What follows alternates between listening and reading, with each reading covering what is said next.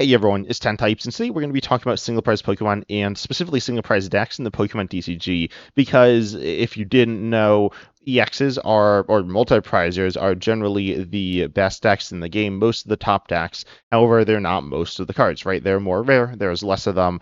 Um, and so this leads to this discrepancy where there's a lot of cards that are just very bad. And I want to talk about what makes some single prize decks good and how Pokemon can kind of make more good single prize decks in the future, because I think that's cool. And also the different types of single prize decks, because we'll see that they're broken down into different things that they excel at. Obviously, you look at the metagame, most of the decks, they're EXs, right? Dragon Ball EX, very good. Also, it is a little hard to say sometimes what exactly is a single prize deck. Dragon Ball EX itself isn't EX, so it's not a single prizer.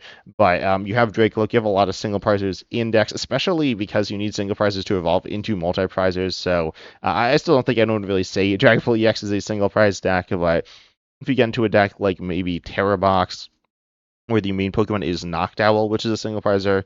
I mean, it's still Terra is in the name, which none of those are single prizers. But there is some weird wiggle room.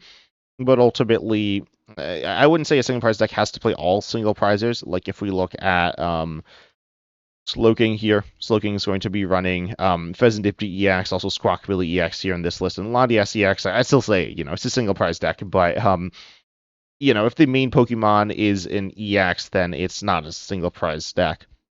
The reason single prizers are worse than multi-prizers is because, multi-prizers giving up more prizes is bad, right? If you give up prizes, you lose eventually. And giving up more prizes means you lose faster. So that's bad. Yes, there are some reasons to give up prizes, which can be good, but they're not that good. Let's be honest. Yes, Dusknoir is a good card, but it's good because it does like a bunch of damage. And so, you give up extra prizes, which is bad, so you need to make up for it by having a stronger card. So you have these cards that are just stronger. However, then you also, for multi-prizers, if your main attacker is a multi-prizer, versus if it's a single prizer, if it's a single prizer, it's going to be getting knocked out more. You need to recover it more to be able to use it more. You need to commit more deck slots to it. You need to commit more resources to powering it up. So it's going to be a bit more awkward to maintain and just use in general. And honestly, they're just worse. As we'll kind of take a look at the single prizes that are very good, specifically the attackers, because we do see support single prizers in a lot of different decks. When I say support when I say attacker, I mean main attacker. Vadu only has an attack. It doesn't have any ability, but obviously it's here as more like a supporting situational piece. It's used a lot, right? It's a good card, but it's not. It's clearly fulfilling a very different role than Dragon Ball EX within the deck. But looking at standard right now, we see really one particularly good single prize deck, which is Alakazam. I'd say I'm a little lower than other people on Alakazam. I mean, it's like fine. It's not super good. It's kind of bad against Dragon Ball. Single prize decks, you have lower HP, and so you'll be more vulnerable to spread, which is like a bit of an issue. You see like Battle Cage and Enhanced Hammer to counter that, but that's only going to do so much. But Alakazam, you're not familiar, it draws cards through the use of itself and some other cards, and then you do damage based on the amount of cards in your hand. Theoretically, this can take big one-shots. However, it's also pretty fragile. Abra is low HP. That's a bit of an issue. You're reliant on having a lot of cards in your hand. If your opponent hits you with hand disruption, you can survive it some, but you can't survive it super well. It'll actually be interesting to see how Alakazam does post-rotation with the rotation of Iono. That's definitely going to be nice for it, but there's a lot of things with the rotation. I recently made a video talking about post-rotation. Well, I made a lot because it's the biggest thing happening in the game right now, but on top of that, I made a video ranking the decks post-rotation, and Alakazam is interesting to rank because Dragon Bolt's going to be very good. I don't think that's a crazy take, and but we will be losing Iono, so definitely some interesting things to think about there. But anyways, Alakazam, as I said, it's taking big one-shots. Ideally, it can be doing like 2 shots, and if you're missing 1-shots, it is what it is, I guess. It's not great, though, but also you're committing a lot of resources to getting Alakazam going. You're using the Dunsparce, a repeatable draw engine here. But you're putting a lot of resources into the Dunsparce. You're playing things like Dawn, which Dawn is a nice card, but it's like, pretty much what you're doing is you're feeding into Alakazam with all your things, and you're not being able to do that many other things, but you're taking these big one-shots. If you're taking one-shots with a single prizer, even if you miss from time to time, you will win.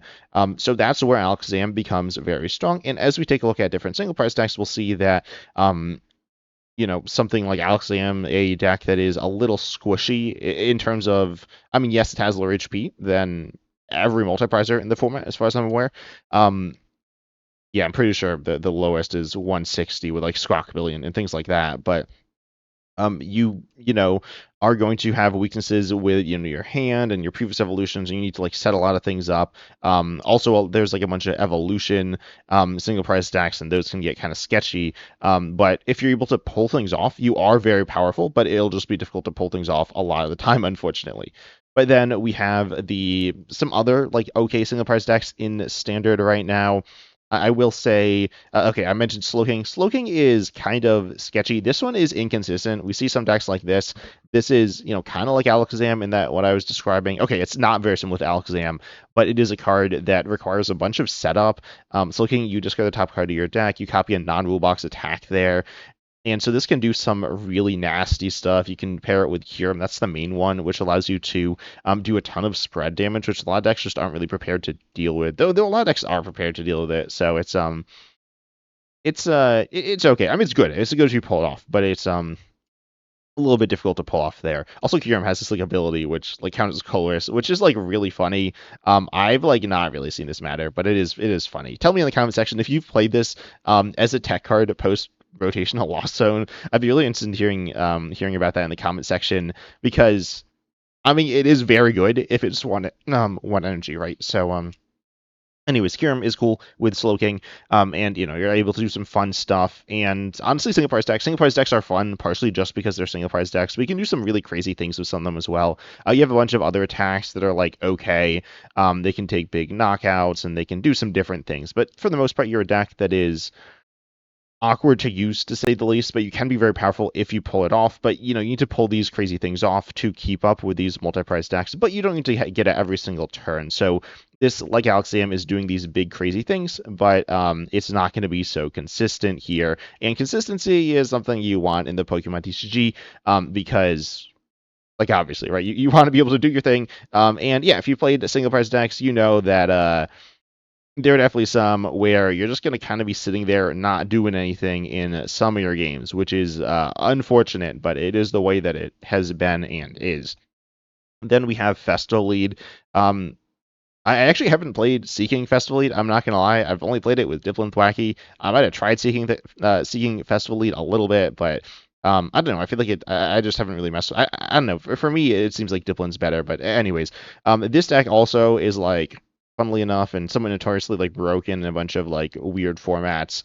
But anyways, that doesn't matter for this video. This is about standard where multi-prizers are legal. But this deck is kind of similar. You're setting up these kind of big plays. Specifically with Dipplin, you're doing pretty decent damage. You're not doing like one shots as much, but theoretically, if you get like a tool and a supporter, and you get a stadium, you get some Pokemon in play, you can do these crazy knockouts and take big swings. But it is a bunch of setup. There is more consistency with the Thwacky engine, but it's not like amazing. I mean, it is good. It is honestly amazing searching for a bunch of cards every turn. However, if your opponent like disrupts it, then it's like you can't do it. So that is an issue. It's honestly a pretty weird feeling deck. If you haven't played it, try it out. It's kind of weird, but yeah. I mean, you have these kind of like big all-in style of decks. If your opponent's able to, realistically, they're not going to stop you from playing the stadium. That's like technically possible, but pretty difficult. But yeah, it's not you got the low HP on your Pokemon, which is kind of sketchy. So if your opponent's playing spread, that's bad, and you can just like whiff. Your opponent can also like mess up your board before you get going. If you don't have Thwacky, that's bad. If you don't have your attacker, that's obviously also bad. And these pieces are all going to be kind of vulnerable in a similar way, so that can be a big issue here. But obviously, it's an okay deck. It's a fun deck as well. We have Ethans, which is kind of similar. We then also have Frostlass and Mikidori. Sorry if you wanted me to talk about Ethans. I'm not really going to talk about it, at least not yet. But you have Mikidori, Frostlass. Mikidori Frostlass is kind of weird. It's often playing a pretty important multi-prizer. I mean, you have Marnie's in Standard, which plays Mikidori Frostlass, which is a very important part of the deck, and that deck's not a single prize deck, but does play very similarly to this. And this is another type of deck we see, which is a spread deck. Spread decks are, honestly, a lot of the time, I think they're on single prizers, in terms of like good spread decks, and they're not that good, to be honest. They're kind of gimmicky. These are like these fun gimmicky decks that can really mess with your opponent. They mess with your opponent in a different way than a regular deck. They're not taking these big one-shots, but they theoretically can wipe your opponent's board or something like that, or slowly tick away at them. And while you're not doing as much raw damage, you are still doing okay damage, and then on top of that, you're also pairing it with disruption and doing damage over time. And these spread decks can be kind of cool, and we'll probably take a look at a few more of them here. Then we'll look at, I guess, there is control as well. Control is like kind of single prize, but then there is trying to think if there's anything else. Yeah, the last one I'll talk about is Crustle. What, Mega Bomb Snow? Okay, I've not seen anyone play that. But Crustle is a deck that is okay. This one is like a single prize deck. This is a walls deck though, so some of these are okay, this one's also prizes. This one here plays like as many multi-prizes as it plays Crustles, but you have Crustle, which is a wall Pokemon, and walls on single prizes can be very good. These Pokemon that just are pretty simple to play, right? Crustle is immune to damage from EXs, and this is the simplest way to make single prizes be able to beat multi-prizes is just make them beat them, right? Like this straight up beats them a multi-prize deck if they only play multi-prizes. Obviously, decks are not just playing multi-prizes, right? They're playing some different things mixed in, and those will allow you those decks to beat Crustle, which is partially why Crustle is like not super good. Let's be honest, right? It's not terrible though. It's definitely interesting. Well, I don't know if interesting as in where it fits within the metagame, but it is pretty straightforward. So this is the third type of deck. You got the big all-in decks. You got the spread decks, which have these like just kind of weird, like the weird decks. And I'd say Sloking is also kind of a weird deck. It has spread elements, and then you also have the slow stall-based decks, really just stopping your opponent if they don't have answers to you. And yes, even though they have more power than you, it doesn't matter because you just get your Crustle in the active and you win. That's pretty much it, right? You can just instantly win sometimes with these kinds of decks, and we do see these kinds of decks popping up. So now I want to take a look at some older decks, then we'll talk about what makes decks, single prize decks, like actually good, and what Pokemon needs to do to design more of these. Oh, there's Conkeldurr. I forgot about that deck. Conkeldurr is kind of bad, right? I do think Conkeldurr is kind of bad. Also, there's Mill. Mill's also kind of bad. I don't know if we'll talk about this much.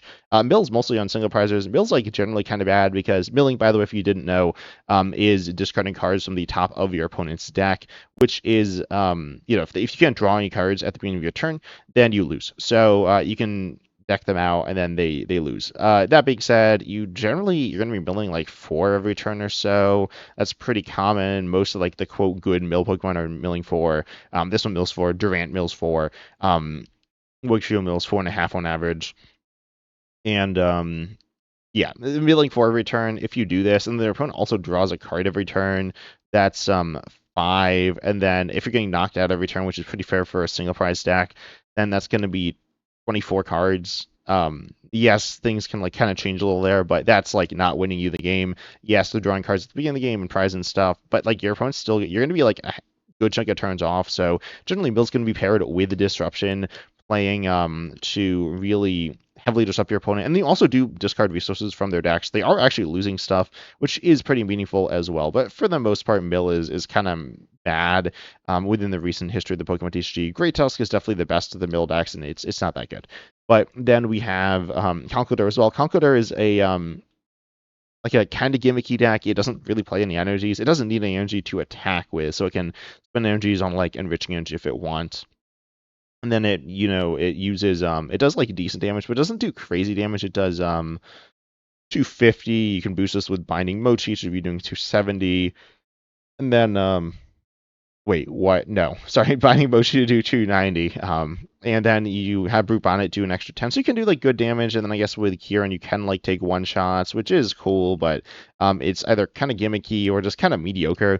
When you think of a single prize deck, you might think of like what I describe as like a mid-range deck doing 2 shots on 2 prizers, which is okay, but then again, you're going to be needing to set up more single prizes than your opponent needs to set up 2 prizes. You're committing more resources to be in the same position as your opponent, and then you lose, right? So theoretically, you could win, but you need to be putting in more work to be at the same position they are in generally, and that's like not so good there. Oh, there's Premium Power Pro as well. I forgot about that card, which is a good card. But then we have, I think that's it for the ones like in pretty modern formats. Then there's also there's Fraliator. Fraliator is a cool deck. I will mention. There's also Okidogi. I forgot about Okidogi. I'm not gonna lie. Okidogi isn't that good. There's also Blood Moon Ursa Luna, which we haven't seen. I might have missed it honestly. But you compare these with Lunatone Solvok. Lunatone Solvok is like the definition of a. I mean, specifically Solvok as an attacker is the definition of like a mediocre poke Pokemon. When I say a poke card, I mean something that does like a little bit of damage, softening up your opponent's Pokemon, maybe taking one shots on single prizes like previous evolutions. Solak does 70 here. We have Cramorant from the Lost Zone era. That was I'd say a poke style Pokemon, not doing like a particularly high amount of damage, but does some damage, and it does it relatively easily and relatively early. Can get you some, can apply pressure to your opponent, can get you tempo advantage, which is like kind of cool, but like that's not super good, right? Like let's be honest, doing decent damage early or like okay damage early is fine, but when you could be doing like Badoo to disrupt your opponent, we're doing a setup attack to like put you in a really good position. Yeah, those are going to be better than swinging with Solrock a lot of the time. And then you also have something like Okidogi, which is like just a decent single prize Pokemon with like generally good stats, but like I mentioned, the Conkeldurr, um, yeah, you can do this and it's like it's fine, but it's not gonna be like it's gonna be worse than a multi-prizer realistically, and then you're gonna be spending more resources and it's not super easy to power up. You can use stuff like EXP share if you want. You can pair it with like Premium Power Pro, and Fighting Gong, which are powerful items, but even with these cards, you're not gonna be able to take advantage because you're gonna be getting knocked out. Well, I guess you are taking advantage of those cards, but you're not going to be. I mean, you're like about as good as Mega Lucario, which Mega Lucario isn't that good. When I say about as good, I mean accounting for prizes, right? Mega Lucario is going to be doing more damage for 2. It's going to be having more HP. And yeah, that's just going to be something that's going to be really difficult to kind of keep up with. Then we look at something like Feraligatr. This is another deck. This one's kind of honestly like Sloking, we have a lot of moving pieces, and it is also kind of like Crustle. You have like walls and disruptive things.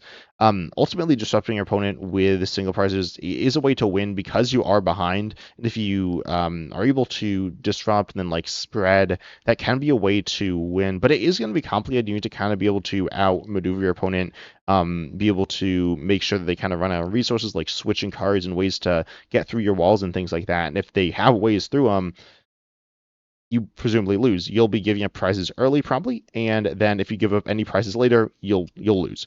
So it's a very thin line you're walking, and often just isn't working. And then we will take a look at a handful more older decks here. These aren't like super old. Yeah, Ethan's a pretty generic single prize deck, just doing like a decent damage, like maybe pushing for a one shot. Looking at Destined Rivals format. Okay, like these formats have not. Pokemon hasn't changed that much. With the rotation, it'll change a lot. But yeah, looking since the last rotation, things haven't changed too much. Before then, we have Cloth. Cloth's like a okay, Cloth, this deck's sick, but honestly, like it's kind of a single prize deck, but it's kind of not a single prize deck as well. It's got a bunch of moving pieces. It's got some kind of gimmicky early pressure poke style stuff. You also have Cloth just as like a decent single prizer. Also, it hit a good weakness. I will say with a weakness, single prizers can be good, but yeah, no. I mean, like you look at Dragapult. Dragapult doesn't have weakness. Yes, it has weakness with Blaze Clefairy EX in play, but then you're using a multi-prizer. And then you look at Gardevoir. I mean, Gardevoir's not even the one swinging. Seems to be gusting. And then you look at like Charizard. There's not really good single prize counters to Charizard. I don't think there've been like some that have been okay, but nothing that's super good. I don't think. And Goldengo, like again, not particularly great single prize counters too. I don't think. So yeah, Cloth has been like a decent weakness hitter, and those can be good, but they're you can't really build your whole deck around hitting weakness. And again, you have like Terapagos EX just being a good 2-prize Pokemon capable of doing generally good stuff. It's nothing splashy, but it is just straight up good. Looking a little bit older, we got Lost Zone Box. Lost Zone Box is a cool single prize-ish deck. The reason it's like single prize is you have like Iron Hands EX, Pikachu EX, Blood Moon Luna EX here. You also have Radiant Greninja, which is the one of those EX or the non multi prize but still rule box Pokemon. And yeah, I mean you have single prize options. You got Crim, which I mentioned earlier, a poke Pokemon, which is doing like it's not particularly good, but it is good in the early game where it is actually very good. Then you have Sableye, a silly little spread Pokemon that can kind of steal wins for you. And then you got multi-prizers, right? So it's like the multi-prizers need to be doing, they can provide something consistent and powerful and strong, and the single prizers really can't provide that. And then I guess I'll look at a few more formats to see if there's anything that catches my eye. There is Snorlax. Snorlax is it's a stall-based deck. Oops, I did not mean to copy the list. Made for making these long games and buying time, and then your opponent decks out. Yeah, I was gonna say it's not like buying time and spreading. It's like removing all your opponent's resources there. And then you have something like honestly like mostly Lost Zone and Snorlax were the best single price decks for a while. Um, Going even before that, we see like the same stuff, right? So there have not been that many good single price decks. The main things are going to be disrupting your opponent heavily or doing crazy powerful things like with Alakazam, which are kind of sketchy because you won't pull them off all the time, or just having these mediocre Pokemon that are kind of covered up by some multi-prizers or just bad. Overall, the solution to this is pretty simple, is to just make the single prizers better. I mean, we see that they've done the opposite by making the three prizers worse, and they can kind of balance these cards out, but they made EXs very good, and I don't really have an issue with them making EXs good, but it'll be interesting post-rotation to see if single prices will be better. I don't think so, but and I don't think like single prices have to be good for the game to be fun. I mean, I enjoy the game now, and single prices aren't really good outside of like Alakazam, which is okay, right? Let's be honest, Alakazam, it's okay, but it's not like the scariest deck around, and well, it can be if you don't play any like hand disruption and you just like let it sit there and like knock you out. But assuming you don't do that, then it's not that scary. They could also make some more nuanced single prizers that have interesting utility to counter different decks, not just as like weakness counters, but walling, but also like interesting disruptive elements with different things they can do, as opposed to the powerful disruptive single prizers like Mimikyu or Snorlax being relatively one-dimensional and just saying like, oh, if my opponent doesn't have a counter, I win, but maybe it's somewhere in the middle. Like honestly, Moltres in Standard, a poke style Pokemon that is pretty good. Not good on its own, right? It's not carrying its the weight of the deck, but able to do good damage to EXs. But then if it had something else on top of that, it could be a more main focus of a deck where it can do things in situations where it currently can't right now. But overall, I'm really interested in hearing your thoughts down below in the comment section. What your thoughts are on single price decks in the game. If you think my like analysis of the different types of decks is accurate, or if there's like a type of deck I missed. But I do think most are either these like big all-in decks. You got these like either because they're just like build and build and build, or there's like kind of weird complicated combos, and a lot of them do feel kind of fragile. And sometimes they are like, oh, if my opponent doesn't have an out to it, I can win, but if not, then I just lose. But I do enjoy single price decks, and I hope Pokemon makes better ones. But tell me down below, as I said, your thoughts in the comment section. But I hope you enjoyed. Make sure you like, subscribe, hit the bell, all the good stuff, and any video ideas. I'd really appreciate that. I'm a little busy right now, but I am also like spending time on content and enjoy content. But it's a weird time because it's a bit before rotation, specifically in Japan. We're in a bit of an in-between period, so I'm thinking of stuff I want to do, but I have some really cool ideas for the future. So make sure you subscribe so you don't miss those, and I hope you enjoyed, and as always, I'm excited to see you in the next video.